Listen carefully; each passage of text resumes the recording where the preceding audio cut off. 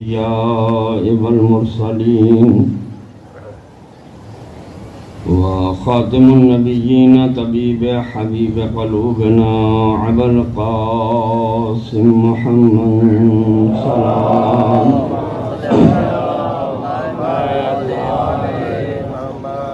قال الله تعالى في كتابه المجيد وفي الفرقانه الحميد وقوله الحق وأصدق الصادقين بسم الله الرحمن الرحيم أم يحسدون على ما آتاهم الله من فضله صلوات پڑھیں محمد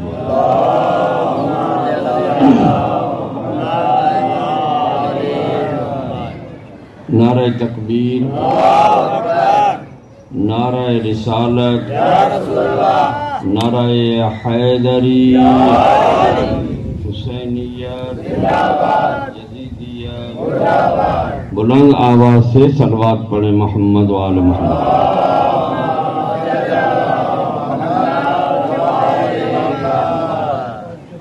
انتہائی قابل احترام سامعین کرام حاضرین مجلس، ایام عزا عشرہ محرم الحرام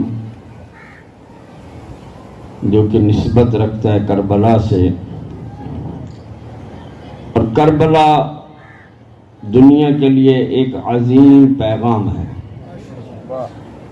اور اس دور میں جتنی کربلا کو سمجھنے کی ضرورت ہے، جتنا کربلا کے اوپر غور و فکر کرنے کی ضرورت ہے، رہی ہر دور میں رہی ہوگی، لیکن ضرورت اس دور میں بہت زیادہ ہے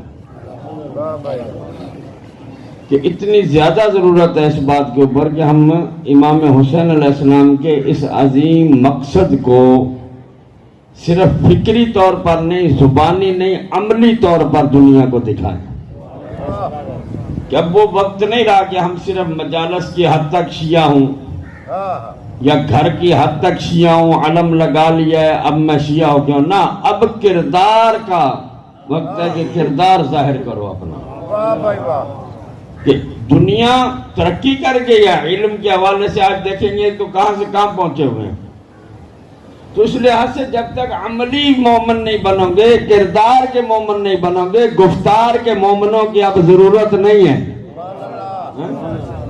بے خالی گفتار کے مومن ہو کہ بھی ہم شیعہ ہیں، اپنے آپ کو ظاہر یہ کریں کہ ہم علی سے محبت کرتے ہیں، ہمیں ولائے علی ہمارے دل میں بہت زیادہ ہے، تو ولائے علی کے لیے جہاں ولائے علی ہوتی ہے وہاں اللہ تبارک و تعالی اتنا عظیم رحمت نازل کرتا ہے، وہ اتنا بلند شخص ہوتا ہے جس کے دل میں علی کی محبت ہوتی ہے، وہ چھوٹے چھوٹے مسئلوں پہ الجھتا نہیں، اس کا رابطہ خدا سے ہوتا ہے،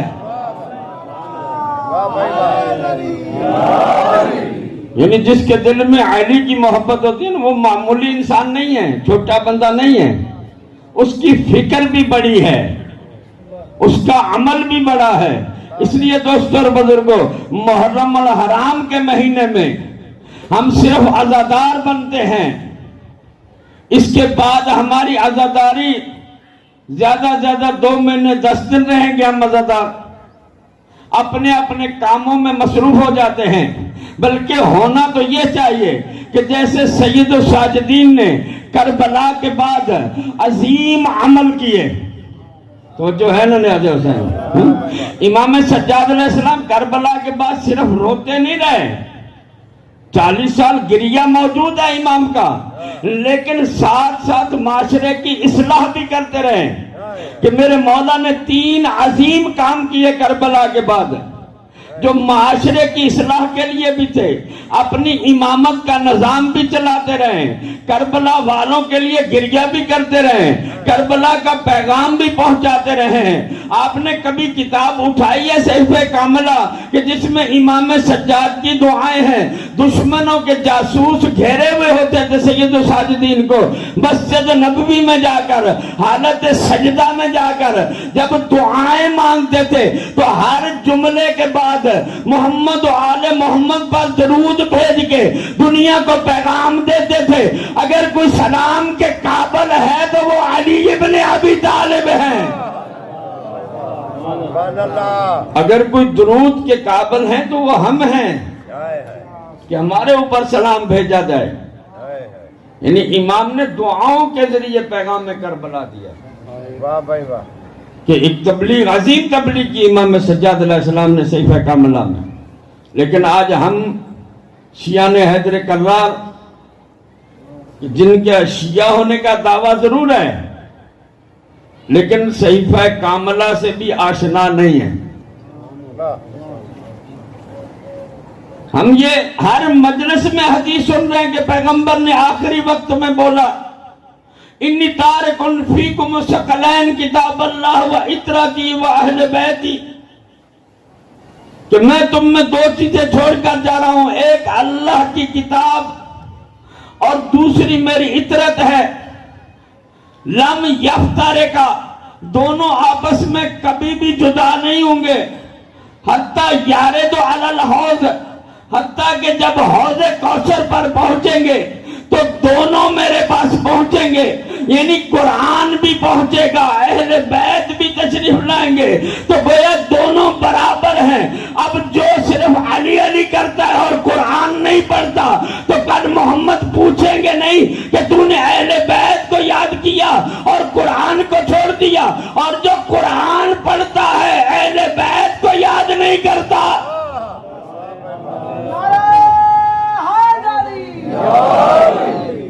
یعنی صرف قرآن پڑھ رہا ہے تو بغیر ولایت علی کے حب اہل بیت کے قرآن کوئی فائدہ نہیں دے.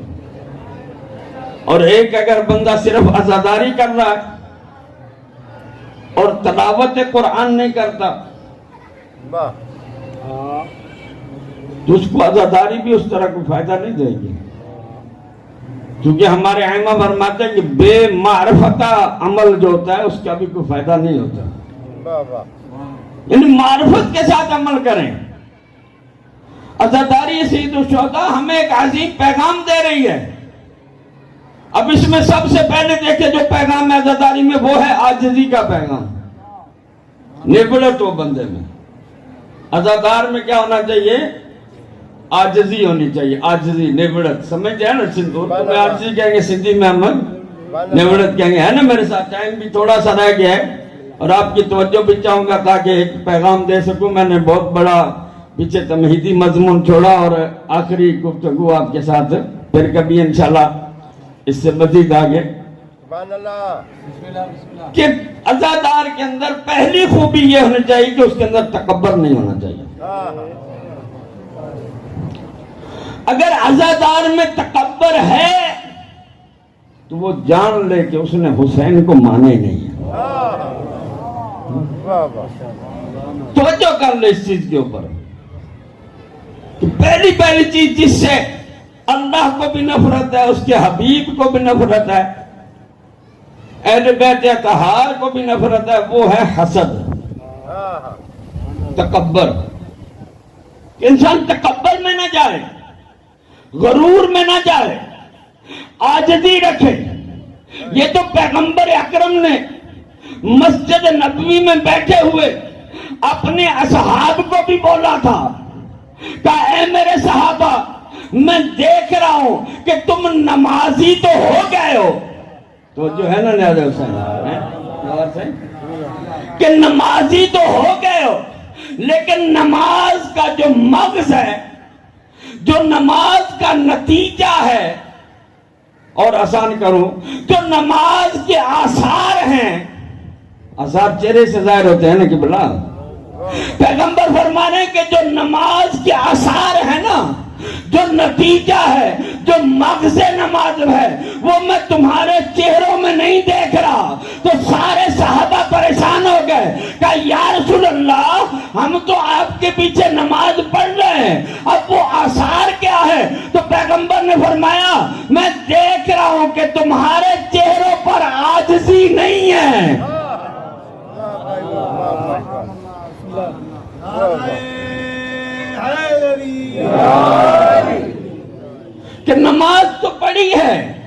لیکن نماز کا جو نتیجہ ہے وہ عاجزی ہے کہ تمہارے اندر عاجزی نہیں دیکھ رہا، پھر بھی تمہارے اندر تکبر دیکھ رہا ہوں۔ تو پیغمبر فرما رہے ہیں کہ نماز کے بعد اگر بندے میں عاجزی نہ آئے تو نماز پڑھی نہیں ہے۔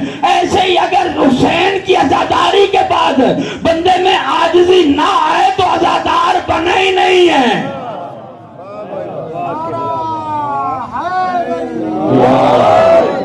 تو پہلے تو ایک عزادار کو چاہیے کہ اپنے اندر سے تکبر نکالے، میرا تیرا بھول جائے۔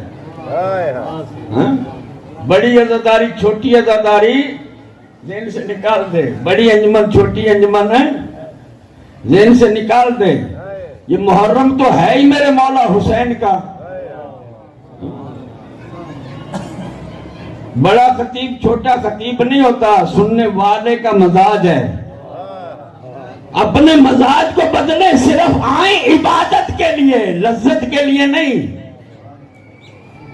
بہت سارے لوگ مجلس میں لذت کے لیے آتے ہیں، مجلس عبادت ہے۔ اگر عبادت کے لیے آئیں گے تو عبادت کا عظیم لطف بھی اٹھائیں گے۔ تو اس لیے پہلی ایک عزاداری کی صفت ہونی چاہیے کہ اس کے اندر تکبر نہ ہو۔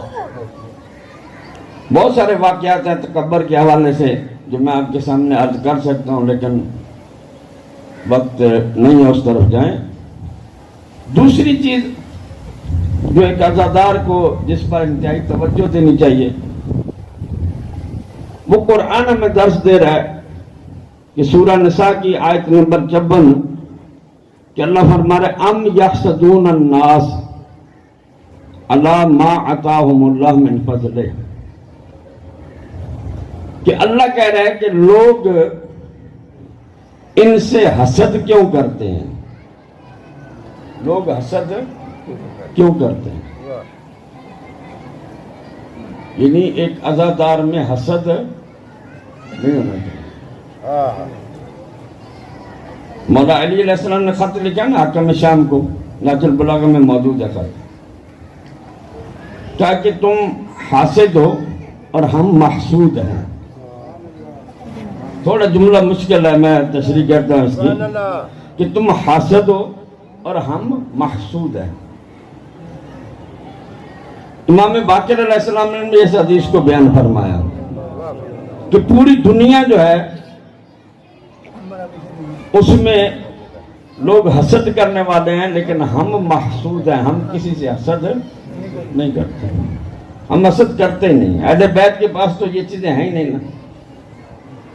علماء بیان کے فرماتے ہیں 4 چیزیں ام الخبائث ہیں، حسد ہے، شہوت ہے، غضب ہے، حرص ہے۔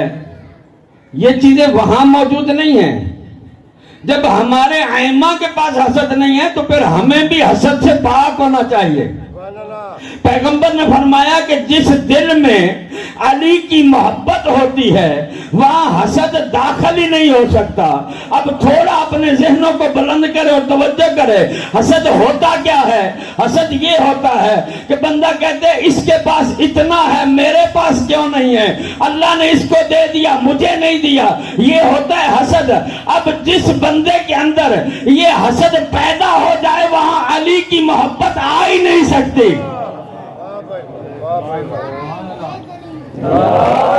کیا کہ اپنے آپ کو حسد سے پاک کرو۔ کس چیز سے پاک کرنا ہے؟ حسد سے، یعنی دوسرے سے حسد نہ کرو۔ حسد وہ کرے کہ جس کے پاس تھوڑا ہو، حسد وہی کرے گا جس کے پاس کم ہوگا وہ حسد کرے گا۔ جو اس کے پاس زیادہ ہے میرے پاس کم ہے وہ حسد کرے، اور جس کو اللہ نے علی جیسا امام دے دیا ہو، بے حسد کی تو کوئی بات ہی نہیں ہے نا اس میں، کہ حسد تو وہ کرے کہ جس کے پاس کیا کہ دوسرے کے پاس زیادہ ہے میرے پاس کم ہے۔ اس لیے تو اہل بیت فرما رہے ہیں کہ ہم محسود ہیں، ہم وہ ہیں جن سے حسد کیا گیا ہے، ہم کسی سے حسد نہیں کرتے۔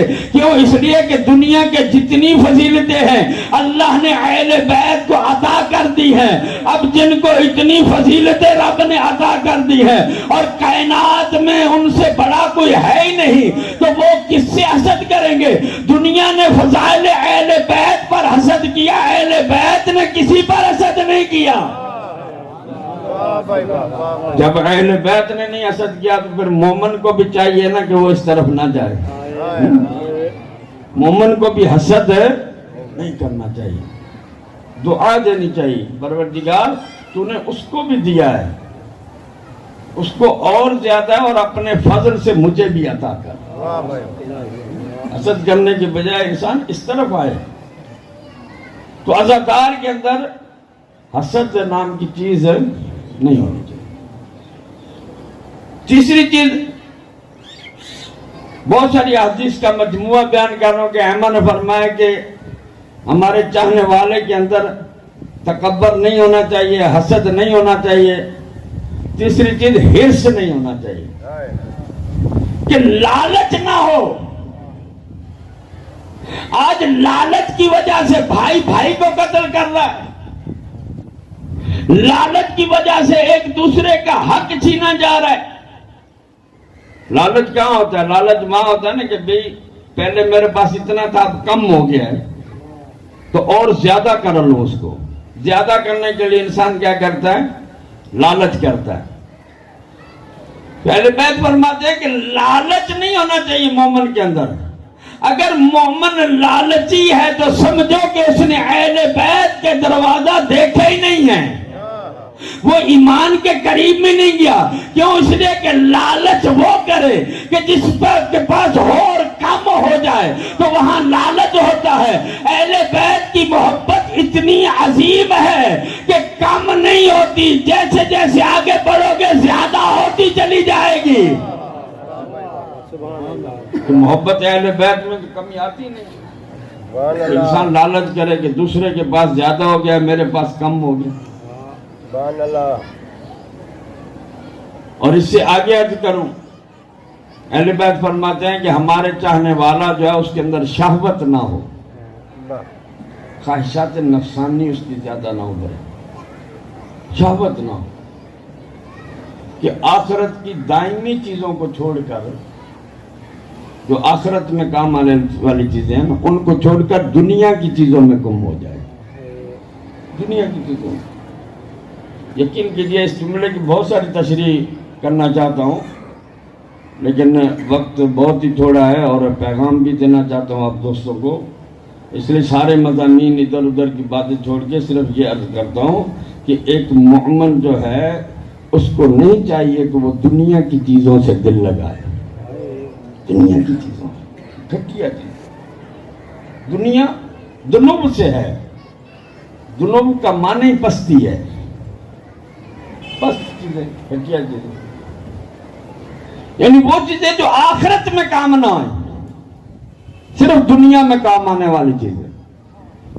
کہ مومن کو نہیں چاہیے کہ وہ صرف دنیا میں کام آنے والی چیزوں کے پیچھے جائے، آخرت کو چھوڑ دے۔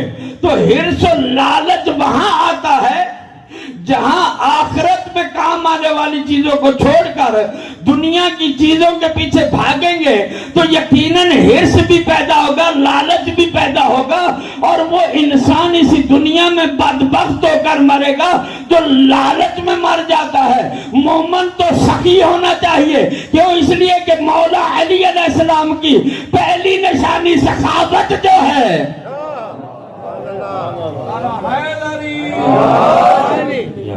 مومن کو سخی ہونا چاہیے، لالچی نہ ہو، کنجوس نہ ہو، مومن سخی ہو۔ جیسے کہا گیا نا کہ علی کا نام لینے والے بندے میں ایک بزرگ عالم دین فرما رہے تھے کہ جو بندہ علی کا نام لیتا ہے، مولا کا نام لیتا ہے، اس میں چند چیزیں نہیں ہونی چاہیے۔ علی کا جو نام لے سب سے پہلا تو ہے کہ اس کے اندر بزدلی نہیں ہونی چاہیے، کہ نام مولا کا لے رہا ہے اور ہے بزدل، گھبرا جائے دنیا کی مصیبتوں سے، کاروبار نہیں ملا گھبرا گیا، خودکشی کر لی، پیسے نہیں ملے بچوں کو ڈانٹنا شروع کر دیا، گھر والی کو مارنا شروع کر دیا۔ بھائی سے جھگڑا کر لیا پیسوں کے لیے، ماں سے جھگڑا کر لیا دولت کے لیے، باپ سے جھگڑا کر لیا کہ مجھے حصہ دے دو.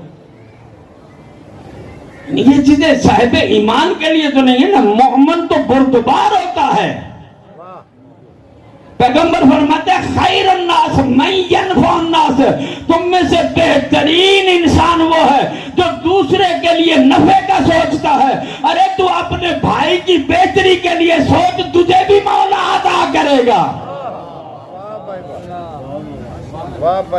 اپنے رشتہ دار کے لیے اچھا ہی سوچے، بھلا سوچ اس کا.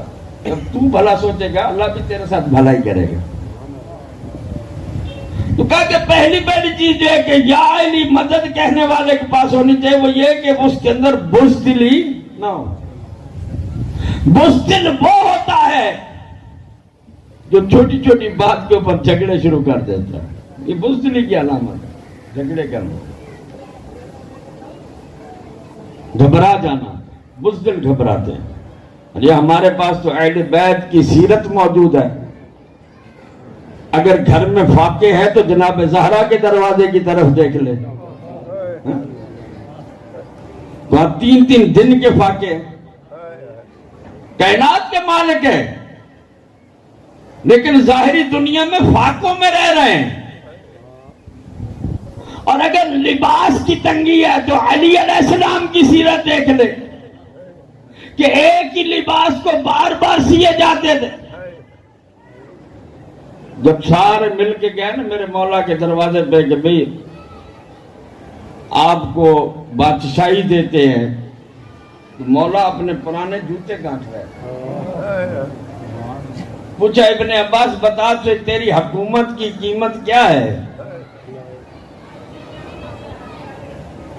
تو کہا حکومت ہے. مولا نے فرمایا میری نظر میں اس ٹوٹی ہوئی جوتی سے بھی کم تر ہے.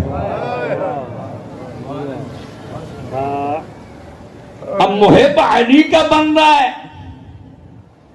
اور فخر دولت دنیا پر کر رہا ہے، فخر عہدے پر کر رہا ہے. اچھی بات ہے، بھلی بات ہے، مومن کے پاس اچھی سے اچھی گاڑی ہو، اچھا گھر بنائے، لیکن حلال سے بنائے نا. دوسرے کا حق کھا کر تو نہیں بنائے، دوسرے کا مال جمع کر کے تو نہیں بنائے. اس لیے دوستو بزرگوں ہمیں چاہیے کہ ہم توجہ کریں اس بات کے اوپر کہ عزاداری سید الشہداء جو ہمیں درس دے رہی ہے وہ فقیری کا درس دے رہی ہے، امیری کا درس نہیں دے رہی. اس لیے پہلے انسان کیا کرے، عاجزی پیدا کرے، پھر تکبر اپنا دور کر دے، پھر حرص دور کر دے، حسد کو دور کر دے کہ انسان کے اندر حسد نہ رہے. کہ آج معاشرے میں آپ دیکھیں کہ کیا پوزیشن ہے، کیا حالات ہیں ہمارے. فضائل آل محمد تو بہت سارے، جتنے بیان کیے جائے ختم نہیں ہوتے.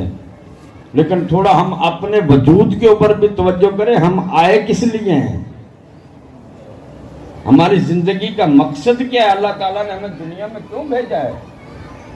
اگر امام حسین علیہ السلام نے اتنی عظیم قربانی دی ہے تو ان کا مقصد کیا ہے قربانی دینے کا.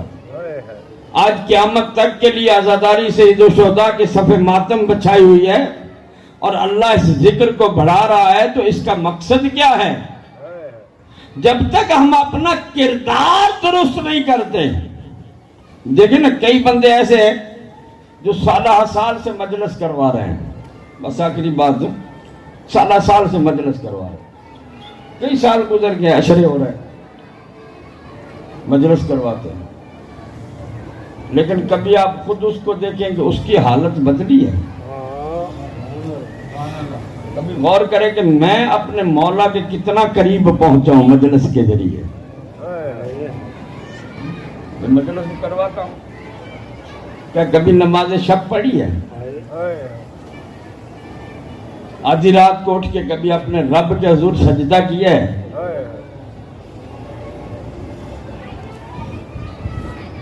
کیا کوئی غریب مومن دروازے پر آ جائے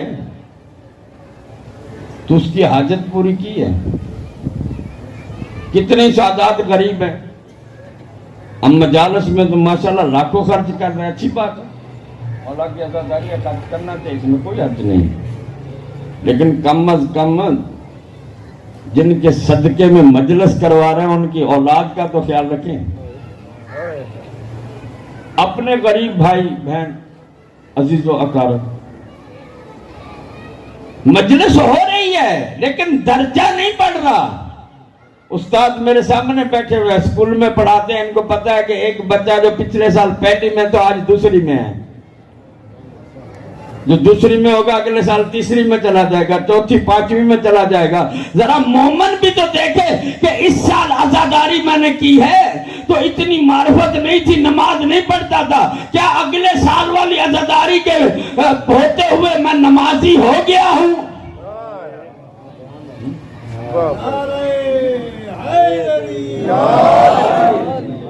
کیا میرے اندر کوئی تبدیلی آئی ہے؟ کوئی درجہ بڑھا ہے میرا؟ معرفت امام حسین نے درجہ بڑھایا اپنا، نہج البلاغہ پڑھے، قرآن کی تلاوت کرے، اپنے درجے کو بلند کرے، معرفت کو بلند کرے۔ ہم صدیوں سے عزاداری کر رہے ہیں، ماشاءاللہ عظیم بات ہے عزاداری کرنا، اور عزادار کا بڑا درجہ ہے، بڑا رتبہ ہے عزادار کا، لیکن حقیقی معنوں میں اس عزاداری کی معرفت تو حاصل کریں، اور اپنے گھر کو بھی ویسا بنائیں تو صحیح۔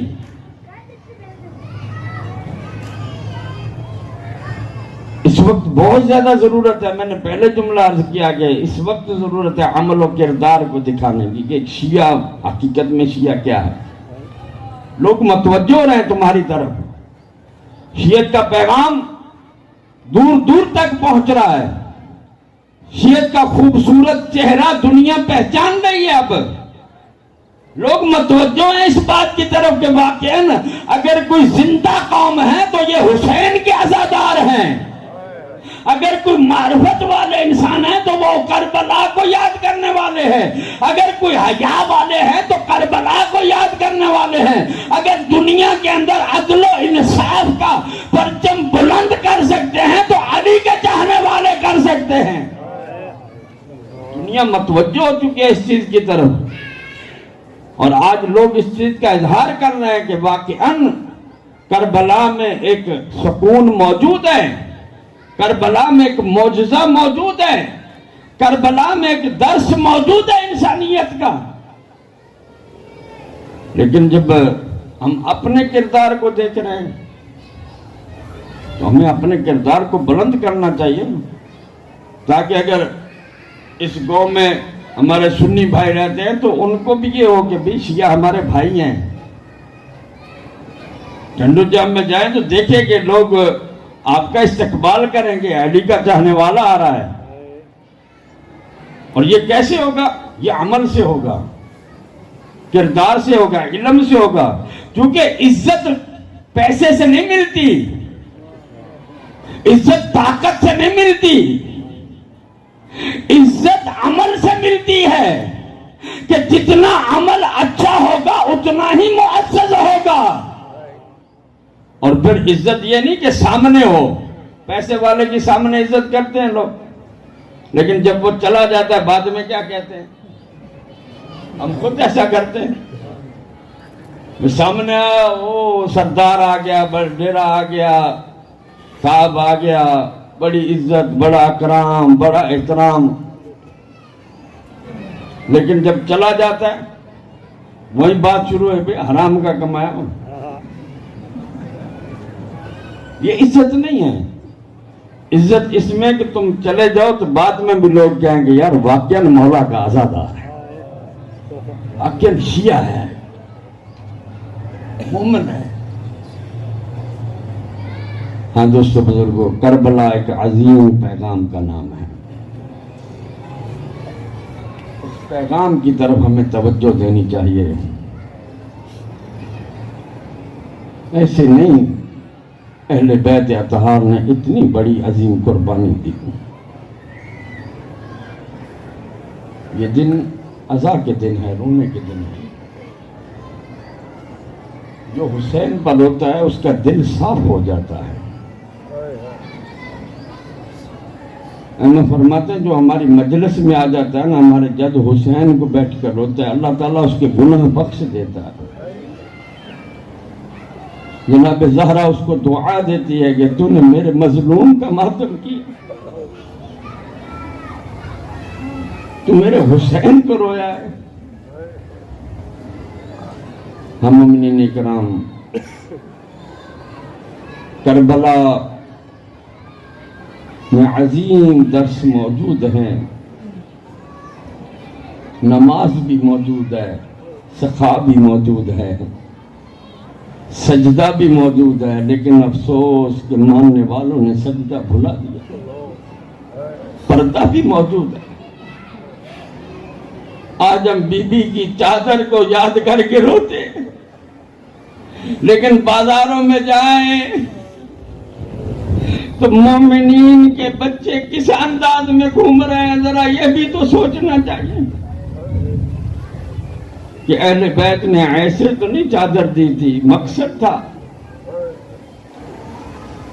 ہاں مومنین کرام، کربلا میں عظیم قربانیوں کے ساتھ ساتھ ایک قربانی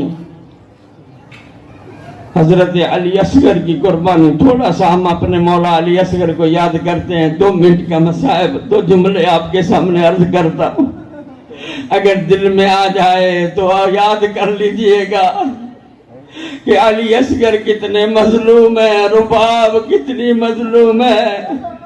اس ماں کا جگر کیسا ہوگا کہ جس کا فرزند ذبح ہو گیا۔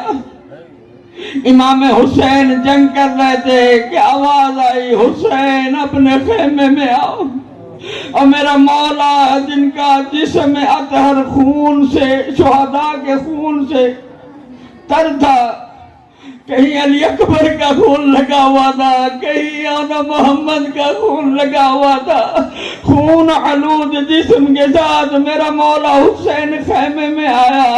ابھی بھی کہتی ہے، اے مولا حسین، جب آپ صدا بلند کرتے ہیں نا، حل من ناصر ینصرنا، کہ ہے کوئی جو مجھ غریب کی مدد کرے، اصغر جھولے سے تڑپ جاتا ہے۔ ہمیں سوچنا چاہیے کہ آج بھی ہمارا مولا مدد کے لیے پکار رہا ہے، آج بھی ہمارے اندر تڑپ ہونی چاہیے کہ کالے کپڑے پہن لے تو جسم تڑپے، آئے نماز قضا نہ ہو، آئے کسی مومن کو دکھ نہ پہنچے، علی اصغر تڑپے۔ اس وقت جناب حسین نے کہا، رباب علی اصغر کو میرے حوالے کر دو۔